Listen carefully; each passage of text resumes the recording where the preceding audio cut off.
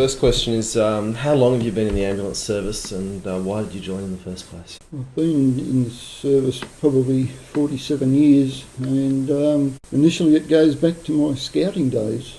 Okay. As a youth, when we used to have meetings and area meetings, and people would get up and say how they'd given service to the Central District Ambulance in Sydney. And I got interested in this, just wondering what on earth they did. So on the way home from work one afternoon, I called in past the ambulance station at Bankstown and went and spoke to the Deputy Superintendent there and asked him what it was all about. And he said, "Oh, that's our honorary system."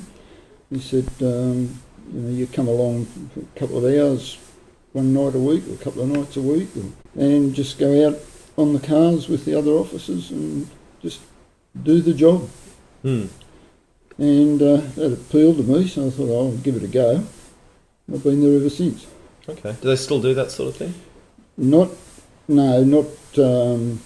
very much, except in small country towns. They do have honorary services in small country towns. Okay, so smaller than Narra. Oh, a lot smaller than Narra, yes. Yeah. Well, I'm talking towns of probably 100 people. Yeah. Yeah, they have an honorary service there. So what was it that appealed to you when you were first going out in the vans?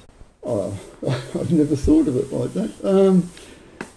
Just being able to go out and help people in distress, I suppose. I guess that's the basis of why anybody does anything, isn't it? To help other people. You'd like to think so. Oh, well, you would like to think so, wouldn't you? Well, certainly that's my motive anyway. Great. So what year was that you started? Probably around 1975. 79. Thereabout. Okay, all right. And then... Sorry, 59. 59. 59. 59. There you go, cutting 20 years off your service there. Okay, and how did you end up in this region? Well, we're down here on holidays one Christmas, and we're down on Culburra Beach and got talking to a fellow that was on the beach, and he said, what sort of work do you do? I said, I'm an ambulance officer in Sydney, And he said, I know that there's a position becoming available down here. Why don't you apply for it? So I did and got the job. Okay. How do you find the difference between metropolitan ambulance work and large country town? Well, then, I've been here 28 years, but back in those days, the workload in Sydney was terrible. You do 14, 15 jobs a day. Come down here and you do 2 or 3. Right. However, it's the distance down here that limits the amount of work you can do. Say I might only do 2 or 3 jobs a day, but one of those jobs could be to Sydney. That would take as long as... Taking someone to hospital, is it? Or right. Yeah, taking usually transfers from local hospitals to metropolitan hospitals. Okay, what generates the most sort of work in for you guys in this region? I guess what generates the work is... What kind of injuries, I guess? Tobacco and alcohol generates a lot of work. Okay. The byproduct of it. We get a lot of older people with chest injuries, chest infections and cardiac problems, breathing problems. And you put that down to smoking, most of them? A lot of them, yes. Okay. A lot of them. Not everybody. Okay. Certainly a lot of them. And then drunks, is that drunks hurting themselves or drunks hurting other people? Well, we don't get too many drunk drivers these days, fortunately. Right. But they usually just run off the road and run into a tree or a pole or something. Yeah. But the way cars are designed these days, we're not getting very many. We get a lot of accidents, but not a lot of injuries. Okay. If they are injured, they're usually nasty injuries. Does the ambulance service do rescue? Yes. Yep. Yes. So you're cutting people out of cars and the like? Yes, right. I did that for 22 years. Okay. Recently resigned from rescue. It's a young man's job these days. Okay, the jaws of life get a little heavy after a while, do they? Oh no, no, it's not that. No, it's the physical fitness that's needed to. So we don't just do car accidents; we do cliff work. Okay.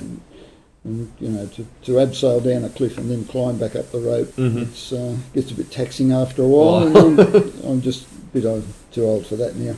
How are you? How old are you? 65. 65. Yeah. How long do you think you'll keep going? Retirement is imminent. What are you going to do with your retirement? Well, I'm not sure yet. Probably build myself a house. This is not my house. I'm renting this house. Build a house and I do a bit of woodwork. Right. I made that clock over there, and I make Wow. other bits and pieces. And there's tables, I made them. I made beds. Hmm. I just fiddle with a bit of woodwork.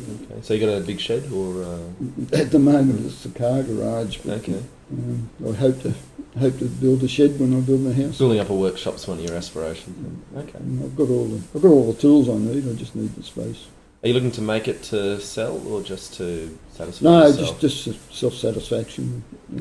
Help my son and daughter-in-law and grandchild to be in the next couple of days. Oh, okay. Well, I hope that all goes well. It's a little too early to offer congratulations, but that's so you're having a bit of a purple patch at the moment. What's the purple patch? Oh, expecting the grandchild, winning the medal. It's a great time for me just at the moment. Knowing that this grandchild is coming has just been so exciting for me, and then to receive the medal and or the award and the imminent retirement, it's just 2007 has been such a great year for me. Fantastic. Or it will be by the end of the time it's over anyway. Yeah. So you found out about the medal, your nomination for the medal 6 weeks ago? Roughly, yes. Yeah, and when did they get back to you and say that they were going to go ahead with the award? Probably about a fortnight ago. Fortnight ago, okay. And then the Gazettal and all the media wanting to talk to you about it? Yes. Okay, but you don't actually get the medal until October? September, sometime, yes. So they'll notify me. Okay, and that's a presentation up at Government House in Sydney? I believe so, yes. Right, okay. Fantastic. And the medal was just for your general work over the last, 28 years in the region? No. The medal was not for long service, really. No. So the rear of the medal says for distinguished service. Right.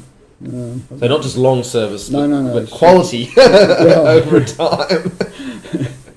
That's right. I don't. But I've got to say this: look, being an ambulance officer is not a one-off thing. You've got to be part of a team. Mm-hmm. And why I received this medal over and above anybody else is quite beyond me, because I don't see that I've done anything more or less than anybody else in the service. It's just part of a big team, not just the road crew, but the mechanical crew, the control room crew, management, the whole lot. It's all part of a team. But I am very honoured to have received the medal. Fantastic. How would you say the service has changed over the last 30 years? Oh, that would take ages, because just things like mechanical handling of the patients. Once upon a time we used to work by ourselves and just literally have to get people into the ambulance on our own. Right. Nowadays, there's no car leaves the station unless there's two men on it. Mm-hmm. Two staff on it. Yes. So we've come a long way there. The training is just unbelievable. Once upon a time when I first started, splints and oxygen and pain relief were your main things.